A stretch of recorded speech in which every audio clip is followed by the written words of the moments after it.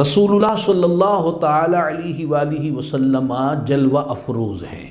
اسی اثنا میں ایک شخص وہاں آیا اور اس نے نماز ادا کی۔